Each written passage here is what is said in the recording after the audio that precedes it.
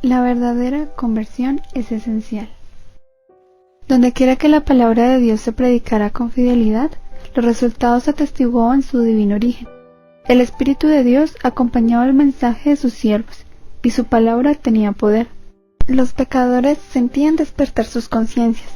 La luz que alumbra a todo hombre que viene a este mundo iluminaba los lugares más recónditos de sus almas, y las ocultas obras de las tinieblas eran puestas de manifiesto. Una profunda convicción se apoderaba de sus espíritus y corazones. Eran redargüidos de pecado, de justicia y de juicio por venir. Tenían conciencia de la justicia de Dios y temían tener que comparecer por sus culpas e impurezas ante aquel que escudriña los corazones. En su angustia clamaban: ¿quién me libertará de este cuerpo de muerte? Al serles revelada la cruz del Calvario, indicio del sacrificio infinito exigido por los pecados de los hombres, veían que sólo los méritos de Cristo bastaban para expiar sus transgresiones. Era lo único que podía reconciliar al hombre con Dios. Con fe y humildad aceptaban el Cordero de Dios, que quita los pecados del mundo. Por la sangre de Jesús alcanzaban la remisión de los pecados cometidos anteriormente. Estos creyentes hacían frutos dignos de su arrepentimiento. Creían y eran bautizados y se levantaban para andar en novedad de vida, como nuevas criaturas en Cristo Jesús, no para vivir conforme a sus antiguas concupiscencias, sino por la fe en el Hijo de Dios, para seguir sus pisadas, para reflejar su carácter y para purificarse a sí mismos así como Él es puro. Amaban lo que antes aborrecían, y aborrecían lo que antes amaban. Los orgullosos y tercos se volvían mansos y humildes de corazón. Los vanidosos y arrogantes se volvían serios y discretos. Los prófanos se volvían piadosos, los borrachos sobrios y los corrompidos puros. Las vanas costumbres del mundo eran puestas a un lado. Los cristianos no buscaban el adorno exterior del rizado de los cabellos, del ataviarse con joyas de oro o el de la compostura de los vestidos, sino el oculto del corazón, que consiste en la incorrupción de un espíritu manso y tranquilo. Esa es la hermosura en la presencia de Dios. Los reavivamientos se producían en muchos profundo recogimiento y humildad. Eran caracterizados por llamamientos solemnes y fervientes, hechos a los pecadores por un ferviente compasión hacia aquellos a quienes Jesús compró por su sangre. Hombres y mujeres oraban y luchaban con Dios para conseguir la salvación de las almas. Los frutos de semejantes reavivamientos se echaban de ver en las almas que no vacilaban ante el desprendimiento y los sacrificios, sino que se regocijaban de ser tenidas por dignas de sufrir aprobios y pruebas por causa de Cristo. Se notaba una transformación en la vida de los que habían hecho profesión de seguir a Jesús, y la influencia de aquellos beneficiaba a la sociedad. Recogían con Cristo y sembraban para el Espíritu, a fin de cosechar la vida eterna. Se podía decir que ellos fueron contristados para arrepentimiento, que el dolor que es según Dios obra arrepentimiento es saludable, de que no hay que arrepentirse, mas el dolor del siglo obra muerte. Porque he aquí, esto mismo que según Dios fuiste contristados, cuánta solicitud ha obrado en vosotros y aún defensa, y aún enojo y aún temor, y aún gran deseo, y aún celo y aún vindicación. En todo os habéis mostrado limpios en el negocio. 2 Corintios 7, 9 y 11. Tal es el resultado de la acción del Espíritu de Dios. Una reforma en la vida es la única prueba segura de un verdadero arrepentimiento. Si restituye la prenda, si la devuelve de lo que robó, si confiesa sus pecados y ama a Dios y a sus semejantes, el pecador puede estar seguro de haber encontrado la paz con Dios. Tales eran los resultados que en otros tiempos acompañaban a los reavivamientos religiosos. Cuando se les juzgaba por sus frutos, se veían que eran bendecidos de Dios para la salvación de los hombres y el mejoramiento de la humanidad. Pero muchos de los reavivamientos de los tiempos modernos han presentado un notable contraste con aquellas manifestaciones de la gracia divina, que en épocas anteriores acompañaban los trabajos de los siervos de Dios. Es verdad que despierta gran interés, que muchos se dan por convertidos y aumenta en gran manera el número de los miembros de las iglesias.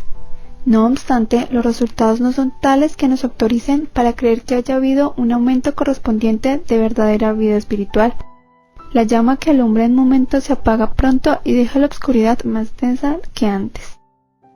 Los avivamientos populares son provocados demasiado a menudo por llamamientos a la imaginación, que excitan las emociones y satisfacen la inclinación por lo nuevo y extraordinario.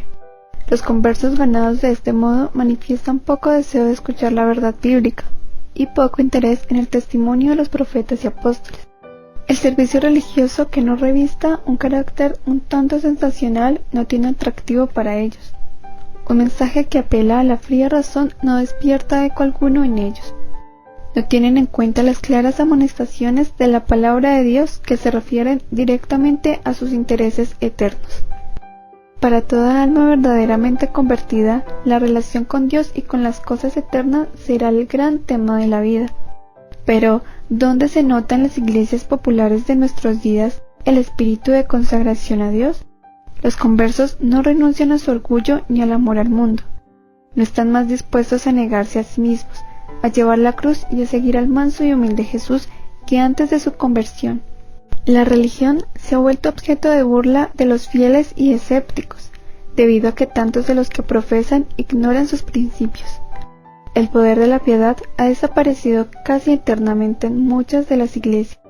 Las comidas campestres, las representaciones teatrales en las iglesias, los bazares, las casas elegantes y la ostentación personal han alejado de Dios los pensamientos de la gente. Tierras y bienes y ocupaciones mundanas llenan el espíritu, mientras que las cosas de interés eterno se consideran apenas dignas de atención. A pesar del decaimiento general de la fe y de la piedad, hay en estas iglesias verdaderos discípulos de Cristo. Antes que los juicios de Dios caigan finalmente sobre la tierra, habrá entre el pueblo del Señor un avivamiento de la piedad primitiva, cual no se ha visto nunca desde los tiempos apostólicos. El Espíritu y el poder de Dios serán derramados sobre sus hijos. Entonces muchos se separarán de las iglesias en las cuales el amor de este mundo ha suplantado el amor de Dios y de su palabra. Muchos, tanto ministros como laicos, aceptarán gustosamente estas grandes verdades que Dios ha hecho proclamar en este tiempo a fin de preparar un pueblo para la segunda venida del Señor. El enemigo de las almas desea impedir esta obra, y antes que llegue el tiempo para que se produzca tal movimiento, tratará de evitar introduciendo una falsa imitación. Hará parecer como que la bendición especial de Dios es derramada sobre las iglesias que pueda colocar bajo su poder seductor. Allí se manifestará lo que se considerará como un gran interés por lo religioso. Multitudes se alegrarán de que Dios esté obrando maravillosamente en su favor, cuando en realidad la obra provendrá de otro espíritu. Bajo un disfraz religioso, Satanás tratará de extender su influencia sobre el mundo cristiano. En muchos de los despertamientos religiosos que se han producido durante el último medio siglo, se han dejado sentir en mayor o menor grado las mismas influencias que se ejercerán en los movimientos venideros más extensos. Hay una agitación emotiva, mezcla de lo verdadero con lo falso, muy apropiada para extraviar a uno. No obstante, nadie necesita ser seducido. A la luz de la palabra de Dios no es difícil determinar la naturaleza de esos movimientos. Donde quiera que los hombres descuiden el testimonio de la Biblia y se alejen de las verdades claras que sirven para probar el alma y que requieren abnegación y desprendimiento del mundo, podemos estar seguros que Dios no dispensa allí sus bendiciones. Y al aplicar la regla que Cristo mismo dio, por sus frutos los conoceréis, San Mateo 7:16, resulta evidente que esos movimientos no son obras del Espíritu de Dios. En las verdades de su palabra, Dios ha dado a los hombres una revelación de sí mismo, y a todos los que las acepten les sirve de escudo contra los engaños de Satanás. El descuido en que se tuvieron estas verdades fue lo que abrió la puerta a los males que se están propagando tanto ahora en el mundo religioso. Se ha perdido de vista en sumo grado la naturaleza e importancia de la ley de Dios. Un concepto falso del carácter perpetuo y obligatorio de la ley divina ha hecho incurrir en errores respecto a la conversión y santificación. Y como resultado se ha rebajado el nivel de la piedad en la Iglesia. En esto reside el secreto de la ausencia del Espíritu y poder de Dios en los despertamientos religiosos de nuestros tiempos. Amén.